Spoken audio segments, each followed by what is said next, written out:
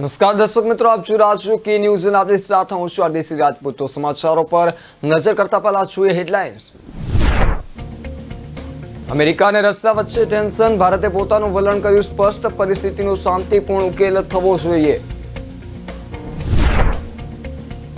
બજેટના થોડા દિવસો પહેલા જ દેશને મળ્યા નવા મુખ્ય આર્થિક સલાહકાર શાસ્ત્રી વી અનંત નાગેશ્વરને કર્યા નિયુક્ત। ધંધુકામાં યુવકની હત્યા મામલે હિન્દુ સંગઠનોમાં રોષ, રવિવારે ધંધુકા બંધની જાહેરાત। ડીંગુચા ગામના લોકોને વિદેશ જવાની ઘેલછા, 7,000ની આસપાસ વસ્તી ધરાવતા ગામમાંથી 3-4થી વધારે લોકો હાલમાં વસેલા છે વિદેશમાં। તલાટીની બદલી થતા રાજકોટ જિલ્લાના પડવાલા ગામના લોકોમાં રોષ, સરપંચ સહિતના લોકોએ ગ્રામ પંચાયતોની કરી તાળાબંધી।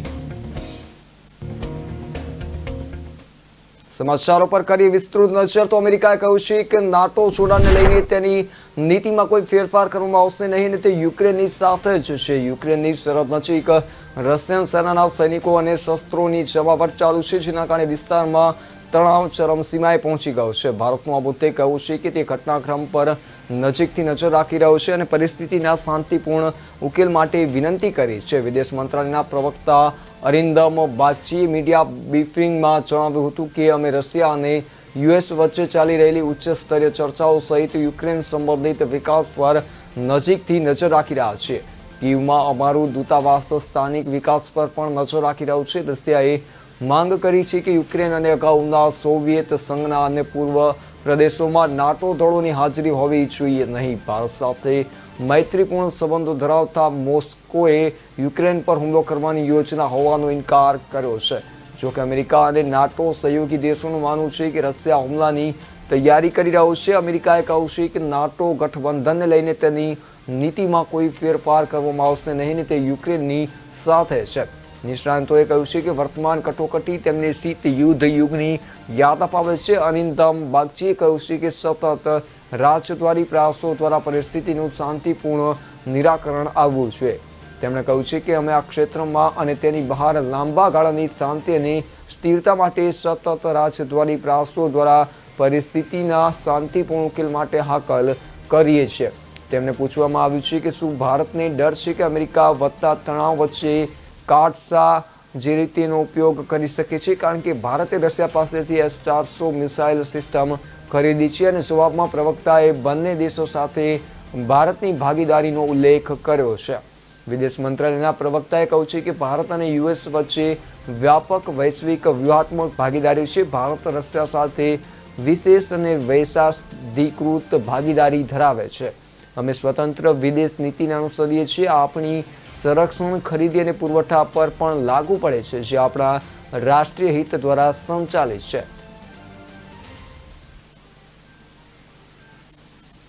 કોરોના કાળ દરમિયાન ફ્રન્ટલાઇન વર્કર તરીકે ફરજ બજાવતાની કહાણી હાલમાં સમગ્ર વિશ્વમાં ચર્ચાનો વિષય બની છે। કહેવાય છે ને કે જેને રામ રાખે તેને કોણ ચાખ્યા, કહેવત સાચી પડી છે ભારતીય પર। જી हाँ, કોરોના કાળ દરમિયાન ફ્રન્ટલાઇન વર્કર તરીકે ફરજ બજાવતા એક ભારતીયની કહાણી હાલમાં સમગ્ર જગ્યાએ ચર્ચાનો વિષય બની છે। સંયુક્ત આરબ અમીરાતમાં કોરોના સામેની લડાઈમાં ફ્રન્ટલાઇન વર્કર રહેલા 38 વર્ષીય ભારતીય મૃત્યુને પરાજય આપ્યો છે અને 6 મહિના પછી તેને હોસ્પિટલમાંથી રજા આપવામાં આવી છે। આ એક ચમત્કાર છે। કહેવાશે કે COVID-19એ આ યુવકના ફેફસાને ગંભીર રીતે નુકસાન પહોંચાડ્યું હતું અને તે ઘણા મહિનાઓ સુધી બેભાન હતો। તેમ છતાં તે સ્વસ્થ થઈને ઘરે પાછો ફર્યો હતો। ઓટી ટેકનિશિયન તરીકે ફરજ બજાવતા અરુણ કુમાર અને એમ નાયર કૃત્રિમ ફેફસાની મદદથી કોરોનાના વાયરસ સામે તેમની 6 મહિના લાંબી લડાઈ લડ્યા અને આ દરમિયાન તેમને ECMO મશીનનો રિપોર્ટ પણ જે રીતે તેમનો સપોર્ટ પણ તેમને મળ્યો હતો। આ દરમિયાન તેમને હાર્ટ અટેક સહિત અનેક જટિલ સમસ્યાઓમાંથી પસાર થવું પડ્યું હતું। તેણે ટ્રેચઓસ્ટોમી અને બ્રોન્કોસ્કોપી જેવી અનેક તબીબી પ્રક્રિયાઓમાંથી પણ પસાર થવું પડ્યું। રાષ્ટ્ર માટે તેમની સેવા અને લડાઈ ક્ષમતાને માન્યતા આપતા બહુરાષ્ટ્રીય આરોગ્ય સંભાળ જૂથ VPS હેલ્થ કેરે આ ભારતીય નાગરિકને ₹50 લાખની આર્થિક સહાય પૂરી પાડી છે। હોસ્પિટલ દ્વારા જાહેર કરાયેલા નિવેદન અનુસાર અમીરાતમાં તેમના સાથીઓએ ગુરુવારે અબુ ધાબીની બુર્જિલ હોસ્પિટલમાં આયોજિત એક સમારોહમાં તેમને સહાયની રકમ સોંપી છે. હોસ્પિટલ જૂથ તેમની પત્નીને નોકરી પણ આપશે અને તેમના બાળકના શિક્ષણનો ખર્ચ પોતે ઉઠાવશે.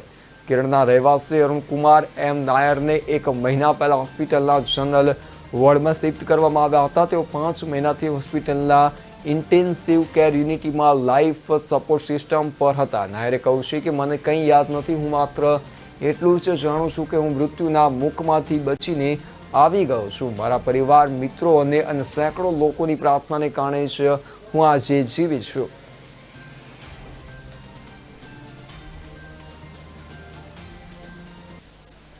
બજેટના થોડા દિવસો પહેલા જ દેશને નવા મુખ્ય આર્થિક સલાહકાર મળી ગયા છે. સરકારે શુક્રવારે અર્થશાસ્ત્રી વી અનંત નાગેશ્વરને મુખ્ય આર્થિક સલાહકાર તરીકે નિયુક્ત કર્યા છે. નાગેશ્વરન કેવી સુબ્રમણ્યમનું સ્થાન લેશે, જેમણે તેમની 3 વર્ષની મુદત પૂરી કર્યા પછી ડિસેમ્બર 2021માં સીએનું પદ છોડ્યું હતું. એક સત્તાવાર નિવેદન અનુસાર નાગેશ્વરને શુક્રવારે સીઈ તરીકેનો કાર્યભાર સંભાળ્યો હતો. હવે જ્યારે દેશ રોગચાળાની અસરમાંથી બહાર આવ્યો છે ત્યારે દેશને આર્થિક વૃદ્ધિ આપવી એ નાગેશ્વરને સૌથી મોટો પડકાર હશે. આર્થિક સુધારાની સાથે અને કોવિડ-19 બાદ વિશ્વભરની અર્થવ્યવસ્થા બદલાતા ચિત્ર વચ્ચે ભારતીય અર્થવ્યવસ્થાને મજબૂત કરવાની જવાબદારી પણ હશે. નાણાં મંત્રાલય દ્વારા આપવામાં આવેલી માહિતી અનુસાર ડોક્ટર નાગેશ્વરન લેખક, શિક્ષક અને સલાહકાર તરીકે કામ કરી ચૂક્યા છે અને ભારત અને સિંગાપોરની ઘણી બિઝનેસ સ્કૂલોમાં વિદ્યાર્થીઓને ભણાવ્યા છે. સાથે સાથે તેમના લેખો નામાંકિત પત્ર સામયિકોમાં આવતા રહે છે. Doctor Nageswaran IFMR graduate school of business સ્કૂલના ડીન રહી ચૂક્યા છે અને પ્રતિષ્ઠિત યુનિવર્સિટીમાં વિઝિટિંગ પ્રોફેસર પણ છે. તેઓ 2019 અને 2021 વચ્ચે ભારતના વડાપ્રધાનની આર્થિક સલાહકાર પરિષદના કામચલાઉ સભ્ય પણ હતા. તેમણે IIM અમદાવાદમાંથી મેનેજમેન્ટમાં ડિપ્લોમા મેળવ્યો છે અને યુનિવર્સિટી ઓફ મેસેચ્યુસેટ્સમાંથી ડોક્ટર પણ પૂર્ણ કર્યું છે.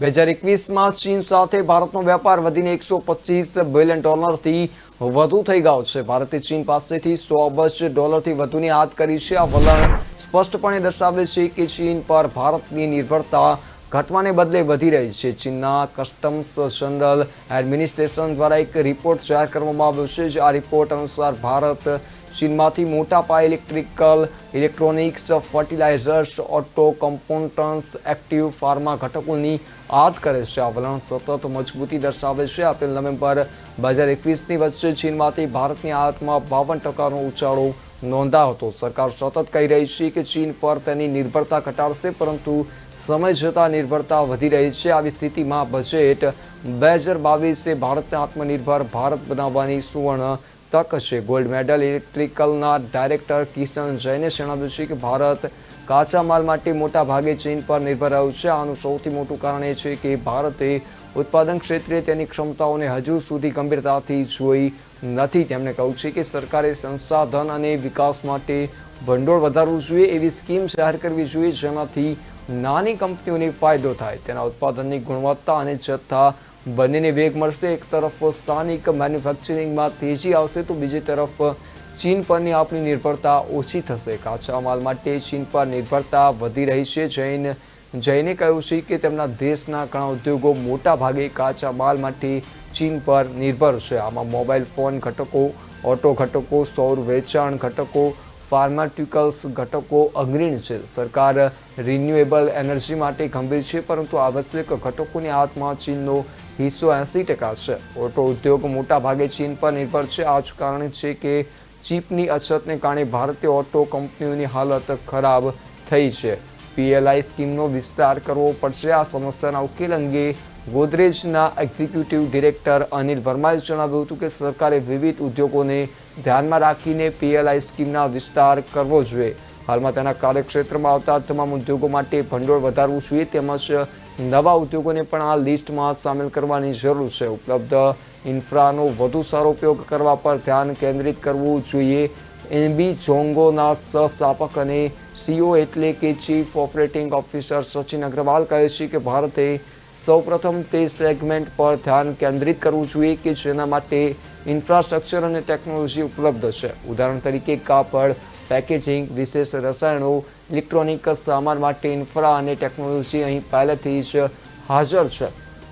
આવી સ્થિતિમાં સરકારે પ્રોત્સાહનોની મદદ આ ક્ષેત્રોમાં ઉત્પાદન વધારવા પર ધ્યાન કેન્દ્રિત કરવું જોઈએ. તેનાથી આત્મભારણ ઘટશે અને ચીન પર નિર્ભરતા ઘટશે. આ સિવાય green energy component, solar panel, cells, battery, ટોચ સેગમેન્ટમાં રાજકોષીય પગલાંની જરૂર છે. ચીન આ ક્ષેત્રોમાં પ્રભુત્વ જાળવી રાખે છે. આ ધીમે ધીમે સમય સાથે કામ કરશે. રાજકોટના પડવલા ગામના લોકોમાં રોષ જોવા મળી રહ્યો છે. તલાટી મંત્રી રવિ જોશીની બદલીના વિરોધમાં લોકોએ પડવાલ ગ્રામ પંચાયત કચેરીને તાળાબંધી કરી છે.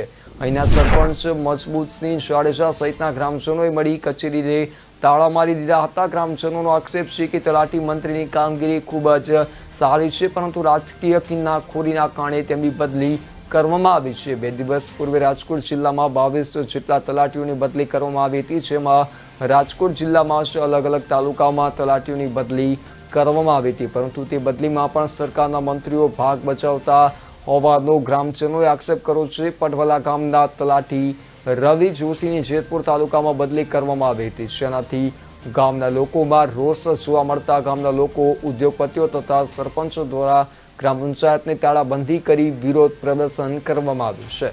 રાજકોટથી 15 કિમી દૂર આવેલા પડવાલા ગામમાં તલાટી તરીકે ફરજ બજાવતા રવિ જોશીની જેતપુર તાલુકાના ચાંપરાજપુર ગામ ખાતે બદલી કરવામાં આવી હતી ને પડવલા ગામ ખાતે રાજ્યના મંત્રીની ભલામણ થકી અન્ય તલાટીને ચાર્જ સોંપવામાં આવ્યો હતો. પડવલા ગામના સરપંચ મજબૂતસિંહ જાડેજાના જણાવ્યા અનુસાર તલાટી રવિ જોશી 4 મહિનાથી ફરજ બજાવતા હતા અને પડવલા ગામમાં રોડ, રસ્તા, પાણી, લાઇટ, ક્રિકેટ ગ્રાઉન્ડ જેવા અનેક કામો કર્યા હતા. અચાનક બદલી કરાતા ગામ લોકો, ઉદ્યોગપતિઓમાં રોષ ફાટી નીકળ્યો હતો અને જેથી ગ્રામ પંચાયતને તાળાબંધી કરી વિરોધ પ્રદર્શન કરવામાં આવ્યું હતું. ગામના સરપંચ મજબૂતસિંહે જણાવ્યું હતું કે આઝાદીથી આજ સુધી ગામમાં સરપંચની ચૂંટણી થઈ નથી. તેમણે આક્ષેપ કર્યો છે કે રાજકીય કિન્નાખોરીથી તલાટીની બદલી કરવામાં આવી છે. બીજી તરફ જિલ્લા પંચાયતના પ્રમુખ ભૂપતભાઈ બોદરના જણાવ્યા અનુસાર ગામ લોકોની સમસ્યા આવતા ડીડીઓને બદલી અંગે વાત કરવામાં આવી છે. જો કે વાતની જાણ થતાં જ રવિ જોશીની જેતપુર બદલી કરવામાં આવી હતી, જેમાં બદલાવ કરી હડમતાળા ખાતે બદલી કરવામાં આવી છે.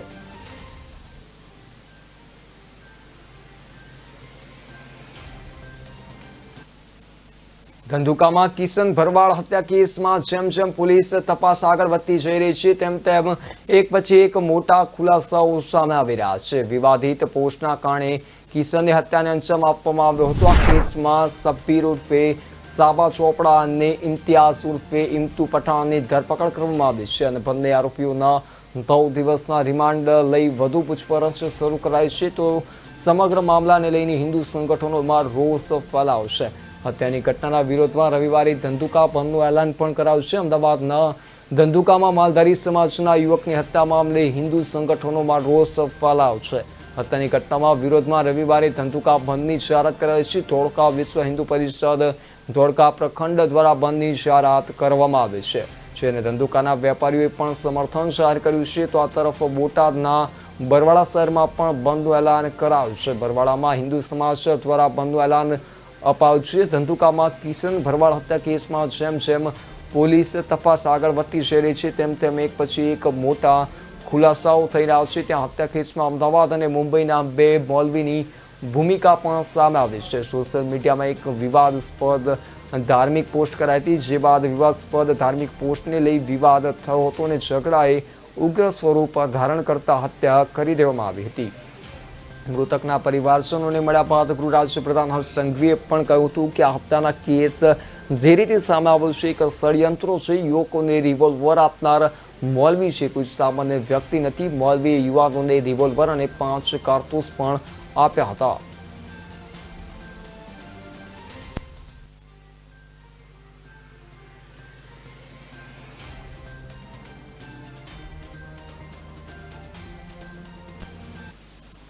અત્યારે સમય થયો છે એક નાનકડા વિરામનો. વિરામ બાદ ફરી મળીશું.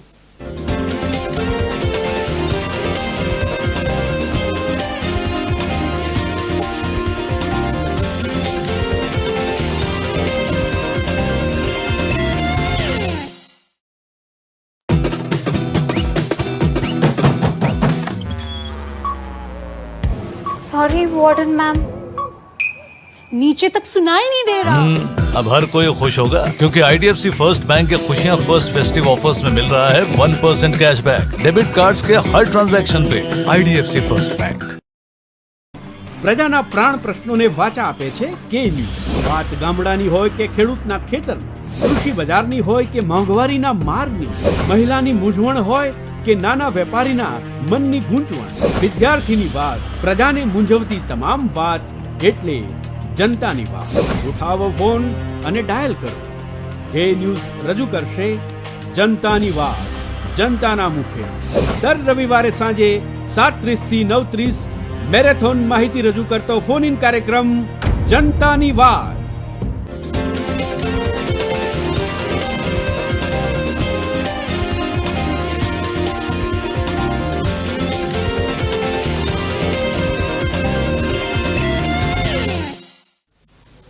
વિરામ બાદ આપનું સ્વાગત છે। નજર કરીએ આગળના સમાચારો પર તો છેલ્લા થોડા દિવસથી ગાંધીનગરનું ડીંગુચા ગામ સમાચારમાં સતત જોવા મળી રહ્યું છે। અમેરિકા અને કેનેડાની બોર્ડર પર ડીંગુચા ગામના એક પરિવારના 4 સભ્યોના ઠંડીથી થીજી જવાને કારણે મોત થયા બાદ આ ગામ સતત ચર્ચામાં રહ્યું છે। જો કે આ ગામમાં એક નવાઈની વાત એ પણ જાણવા મળી છે કે ગામમાં માત્ર 1-2 પરિવારો જ નહીં પરંતુ ગામનો અડધો-અડધ પરિવાર વિદેશમાં વસવાટ કરી રહ્યા છે।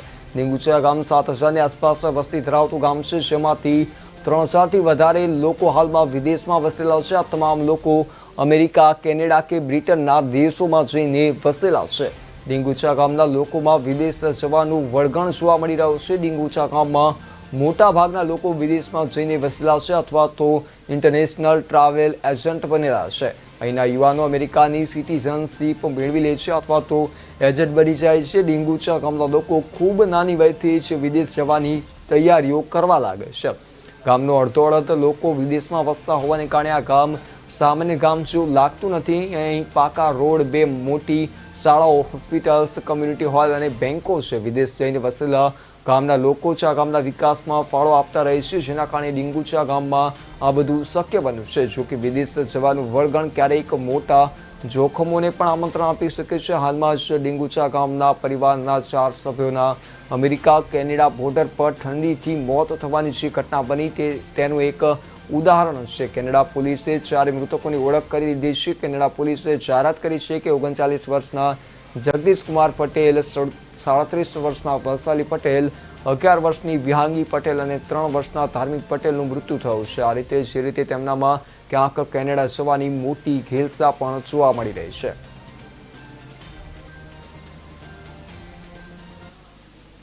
ઓડિશા સરકારે શુક્રવારે જાહેરાત કરી છે કે સ્થાનિક લોકોની આજીવિકા અને રાજ્યમાં કોરોના વાયરસની સ્થિતિમાં નજીવા સુધારાને ધ્યાનમાં રાખીને પુરીનું શ્રી જગન્નાથ મંદિર 1 ફેબ્રુઆરીથી ભક્તો માટે ફરીથી ખોલવામાં આવશે। પુરીના જિલ્લા કલેક્ટર સમર્થ વર્માએ શ્રી જગન્નાથ મંદિર પ્રશાસન અને છત્તીસા નિયોગના સભ્યોની બેઠક બાદ પત્રકારોને જણાવ્યું હતું કે 12મી સદીનું મંદિર રવિવારે સ્વચ્છતા માટે બંધ રહેશે। તેમણે કહ્યું છે કે સ્થાનિક અર્થવ્યવસ્થા મોટા ભાગે મંદિર પર નિર્ભર છે। આ સિવાય લોકોની લાગણી અને COVID-19ના મામલામાં નજીવા ઘટાડાને ધ્યાનમાં રાખીને 1 ફેબ્રુઆરીથી મંદિરને લોકો માટે ફરીથી ખોલવાનો નિર્ણય લેવામાં આવ્યો છે। તેમણે કહ્યું છે કે સ્થાનિક પરિસ્થિતિને જોતા તહેવારો પર મંદિર બંધ રહેશે। કલેક્ટરે કહ્યું છે કે ભક્તોને પૂર્વ દરવાજા દ્વારા મંદિરમાં પ્રવેશવાની મંજૂરી આપવામાં આવશે, જ્યારે પુરીના સ્થાનિક લોકો પશ્ચિમ દરવાજાથી મંદિરની અંદર જશે। રાજ્યમાં COVID-19 કેસના પુનરુત્થાન અને કેટલાક સેવકો અને મંદિરના કર્મચારીઓને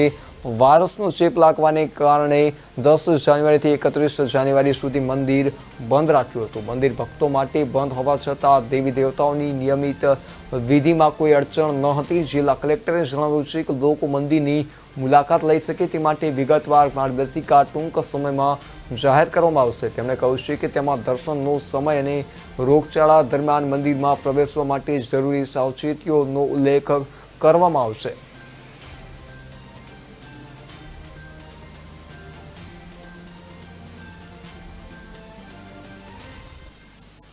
કેન્દ્રીય બજેટ 2022-23 પહેલી ફેબ્રુઆરીથી રજૂ થવાનું છે। આ બજેટ ગયા વર્ષની જેમ પેપરલેસ હશે, જે નાણાં મંત્રી નિર્મલા સીતારામન રજૂ કરશે। જો કે આ વખતે પરંપરાગત હલવાની સેરેમની થઈ નથી। તેમને જે રીતે વાત કરવામાં આવે, દર વર્ષે બજેટની અંતિમ પ્રક્રિયા શરૂ કરતા પહેલા હલવા સેરેમનીનું આયોજન કરવામાં આવતું હતું જે આ વખતે મોકૂફ રખાઈ છે.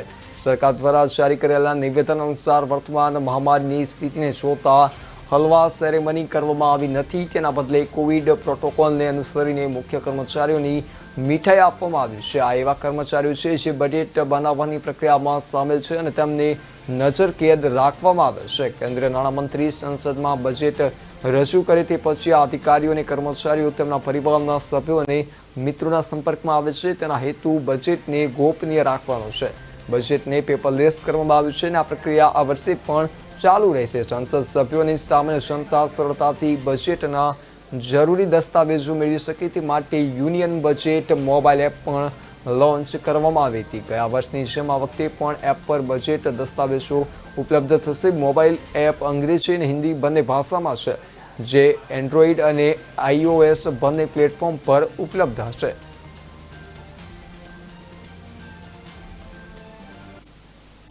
પંજાબમાં જેમ જેમ ચૂંટણીની તારીખ નજીક આવી રહી છે તેમ તેમ રાજકીય પક્ષોની ગતિવિધિ તેજ થઈ રહી છે. જેના ભાગરૂપે આમ આદમી પાર્ટીના રાષ્ટ્રીય સંયોજક અરવિંદ કેજરીવાલે શુક્રવારના રોજ ફિલ્લોર વિધાનસભા ક્ષેત્રમાં ટાઉન હોલ ખાતે એક બેઠક યોજી હતી. જેમાં કેજરીવાલે જણાવ્યું હતું કે પાર્ટીએ વીણીને પ્રમાણિક લોકોને ટિકિટ આપે છે. આ ઉપરાંત કેજરીવાલે જણાવ્યું છે કે આપના નેતાઓ પાસે કાળું નાણું નથી. મુખ્યમંત્રી પદના ઉમેદવાર ભગવંત માન ભલે 7 વર્ષથી સાંસદ હોય પરંતુ તેઓ આજે પણ ભાડાના મકાનમાં રહે છે. કેજરીવાલે એ બાબત પર ભાર મૂક્યો હતો કે રાજ્યનો મુખ્યમંત્રી પ્રમાણિક વ્યક્તિ હોવો જરૂરી છે. ત્યારબાદ કેજરીવાલે કોંગ્રેસના પ્રવર્તમાન મુખ્યમંત્રી ચમની પર નિશાન સાધતા જણાવ્યું હતું કે એક તરફ એવા લોકો પણ છે કે જેની પર રેતી વેચવાનો આરોપ છે, તો બીજી તરફ અકાલી દળના વિક્રમ મજીઠિયા પ્રત્યે ઇશારો કરતા કેજરીવાલે જણાવ્યું કે કેટલાક લોકો એવા પણ છે જેની પર નશીલા પદાર્થો વેચવાનો આરોપ છે. ટૂંકમાં કહે તો કેજરીવાલે અને પક્ષોને ભ્રષ્ટ ગણાવીને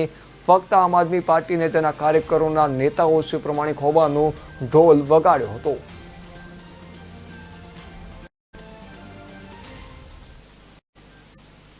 રાજ્ય સરકાર પાસે છેલ્લા 6-7 મહિનાથી હાઈ રિસ્ક કિડની ટ્રાન્સપ્લાન્ટ માટે વપરાતા જરૂરી ઇન્જેક્શન ઉપલબ્ધ નથી. બીજી તરફ સમજીએ તો પતિ અથવા પત્નીની બંને કિડની ફેલ થઈ હોય એવા સંજોગોમાં તેઓ એકબીજાને કિડની આપવા માંગે અથવા બ્રેન્ડેડ દર્દીમાંથી કિડની દાનમાં મળે એ જરૂરિયાતમંદ દર્દીને ટ્રાન્સપ્લાન્ટ કરવામાં આવે છે અને હાઈ રિસ્ક ટ્રાન્સપ્લાન્ટ કહેવાય છે. સાયન્ટિફિક ગાઈડલાઇન્સ મુજબ યુરોપની બનાવટના આ ઇન્જેક્શન દર્દીને ટ્રાન્સપ્લાન્ટ વખતે આપવું ફરજિયાત છે, પરંતુ ઘણા લાંબા સમયથી ગુજરાત સરકાર પાસે આ ઇન્જેક્શન ઉપલબ્ધ નથી. માટે ડોક્ટરો US FDAની મંજૂરી વગરના વૈકલ્પિક ઇન્જેક્શનનો ઉપયોગ કરી રહ્યા છે.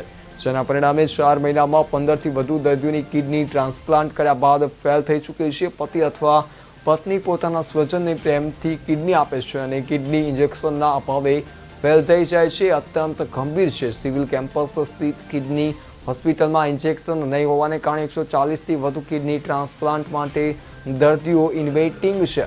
26 જાન્યુઆરી પ્રજાસત્તાક દિવસ નિમિત્તે અમદાવાદ સિવિલ હોસ્પિટલ ખાતે ધ્વજવંદન કાર્યક્રમમાં ઉપસ્થિત એડિશનલ ચીફ સેક્રેટરી મનોજ અગ્રવાલે ગુજરાતમાં દર્દીઓની ફ્રી હેલ્થ સર્વિસની સાથે સાથે ક્વોલિટી લાઈફ મળતી હોવાનો દાવો કર્યો હતો. કાર્યક્રમમાં સિવિલ સુપ્રિન્ટેન્ડન્ટ ડોક્ટર રાકેશ જોશીએ દાવો કર્યો હતો કે સિવિલમાં છેલ્લા વર્ષમાં 33 દર્દીને બ્રેન્ડેડ ડિક્લેર કર્યા હતા. જેમાંથી 99 લોકોને અંગો પ્રાપ્ત થયા હતા. જુદી જુદી સ્વયંસેવી સંસ્થા અને કાર્યકરોને કારણે સમાજમાં ઓર્ગન ડોનેશન માટેની લોક જાગૃતિ આવી રહી છે, જેમાં સુરત અને અમદાવાદ મોખરે છે. આવી પરિસ્થિતિમાં સરકાર પાસે ટ્રાન્સપ્લાન્ટ સમયે વપરાતા ઇન્જેક્શન નથી, જેના કારણે કેડવેરથી દાનમાં મળેલી કિડની ટ્રાન્સપ્લાન્ટ કર્યા બાદ ફેલ થવાનો વારો આવ્યો છે. અત્યારે હાલ સમય થયો છે એક નાનકડા વિરામનો. વિરામ બાદ ફરી મળીશું.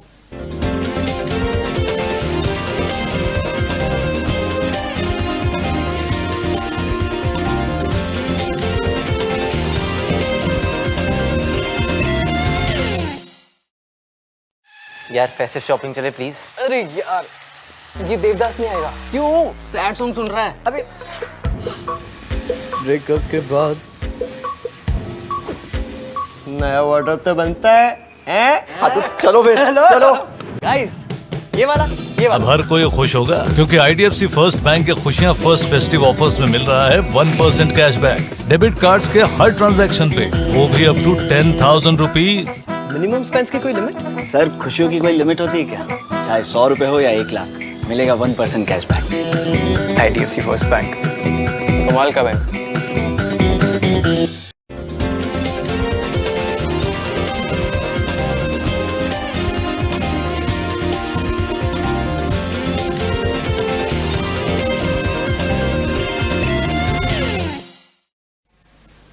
વિરામ બાદ આપનું સ્વાગત છે। નજર કરીએ આગળના સમાચારો પર તો ઉત્તરાખંડ વિધાનસભા ચૂંટણી 2022 માટે ભાજપે સંપૂર્ણ તાકાત લગાવી દીધી છે। આ દરમિયાન કેન્દ્રીય ગૃહમંત્રી અમિત શાહ ચૂંટણી પ્રચાર માટે બાબા રુદ્રનાથના શહેર રુદ્રપ્રયાગ પહોંચ્યા છે। આ દરમિયાન શાહે ભાજપ સરકારની ઉપલબ્ધિઓ ગણાવી અને કોંગ્રેસ પર આકરા પ્રહારો કર્યા છે। ગુલાબભાઈ મેદાન ખાતે હેલીપેડ પર ઉતર્યા બાદ ગૃહમંત્રી સૌપ્રથમ રુદ્રનાથ મંદિર પહોંચ્યા હતા અને અહીં પૂજા કરી આશીર્વાદ લીધા હતા। સમય સાથે જ શાહે કોંગ્રેસના વરિષ્ઠ નેતા હરીશ રાવત પર પણ જોરદાર નિશાન સાધ્યું હતું। શાહે રુદ્રપ્રયાગ મુખ્ય બજારમાં જનસંપર્ક અને ડોર ટુ ડોર પ્રચાર કરીને ભાજપના ઉમેદવાર ભરત ચૌધરી માટે મત માંગ્યા હતા।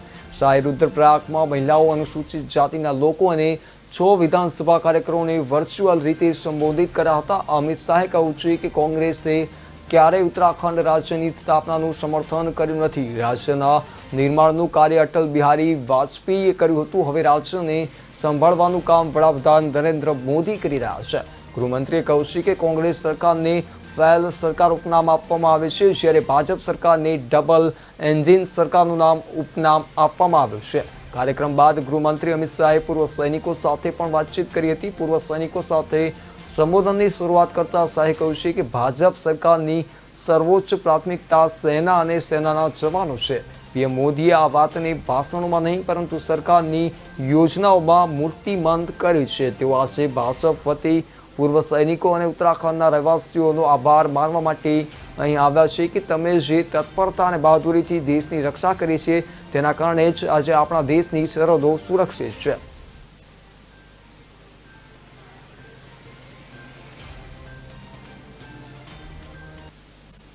મેઘરજમાં 2 જૂથો વચ્ચે ઘર્ષણનો બનાવ બનતા પોલીસ ઘટના સ્થળે પહોંચી છે। જે રીતે જૂના બસ સ્ટેન્ડ વિસ્તારમાં બાઇક અને કાર વચ્ચે અકસ્માતે મોટું સ્વરૂપ ધારણ કર્યું છે। અકસ્માતની અદાવતમાં 2 જૂથો સામસામે આવી જતા ઘર્ષણ સર્જાયું હતું અને 2 જૂથ વચ્ચે સામસામે પથ્થરમારો અને વાહનોમાં તોડફોડ કરી હતી। અરવલ્લી ડીવાયએસપી સહિતના પોલીસનો કાફલો ઘટના સ્થળે પહોંચ્યો હતો અને મામલે થાળે પાડવાનો પ્રયાસ કર્યો હતો। આજ રોજ 28 જાન્યુઆરી 2020ના સાંજે 7 કલાકે મેઘરજ બસ સ્ટેશન પાસે એક ઇકો ગાડી અને બાઇક વચ્ચે ટક્કર થતાં 2 જૂથો સામસામે આવી ગયેલા, પરંતુ મેઘરજ પોલીસ તાત્કાલિક ઘટના સ્થળે પહોંચતા બંને ટોળા વિખરાઈ ગયેલા। હાલ બનાવ સ્થળ તથા મેઘરજ ટાઉનમાં સંપૂર્ણ શાંતિ છે।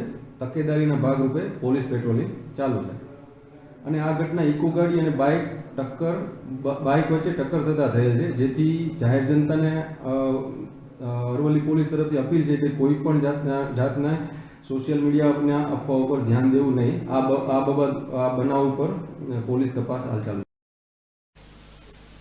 કે ન્યૂઝના અહેવાલ બાદ આખરે તંત્ર જાગ્યું છે અને તાત્કાલિક ધોરણે ઊભા કરાયેલા પોલ ઉપર લાઇટો ફિટ કરી અજવાળા કરાતા સર્કલ પરનો અંધકાર દૂર થયો છે। વાહન ચાલકોમાં આનંદ જોવા મળી રહ્યો છે। તારાપુર મોટી ચોકડી પર બનાવવામાં આવેલા સર્કલ પર લાઇટો ફિટ કરવાની કામગીરી શરૂ કરવામાં આવી હતી। સર્કલ પર ઘણા સમયથી લાઇટો માટે પોલ ઊભા કરી દેવામાં આવ્યા હતા, પરંતુ હાઈવેના કોન્ટ્રાક્ટર દ્વારા એનકેન પ્રકારે સર્કલ પર લાઇટો ફિટ કરવામાં આવતી ન હતી, જેને લઈ સર્કલ પર રાત્રે ભારે અંધકાર છવાયેલો રહેતો હતો। વાસદ તરફથી સડસડાટ આવતા વાહનો રાત્રે સર્કલ પરના અંધકારને કારણે અવારનવાર સર્કલમાં ઘૂસી જતા હતા। ગત એકાદ માસ દરમિયાન 6 વખત નાના મોટા વાહનો આ સર્કલ પર અકસ્માતનો ભોગ બન્યા છે। ત્યારે કે ન્યૂઝ દ્વારા આ પ્રકારે વિશેષ અહેવાલ દર્શાવવામાં આવ્યો હતો, કારણ કે જે રીતે ત્યાં અકસ્માત સર્જાતા હતા અને લાઇટ ન હોવાના કારણે આ પ્રકારના અકસ્માતોની ઘટના જે સામે આવતી હતી તેને લઈને આજે કે ન્યૂઝના વિશેષ અહેવાલની અસર જોવા મળી રહી છે। આજે તંત્ર દ્વારા ત્યાં લાઇટો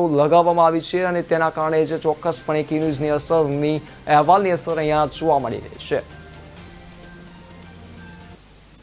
અત્યારે હાલ સમાચારોમાં બસ આટલું જ। વધુ સમાચારો માટે જોતા રહો કે ન્યૂઝ। મને આપશો રજા।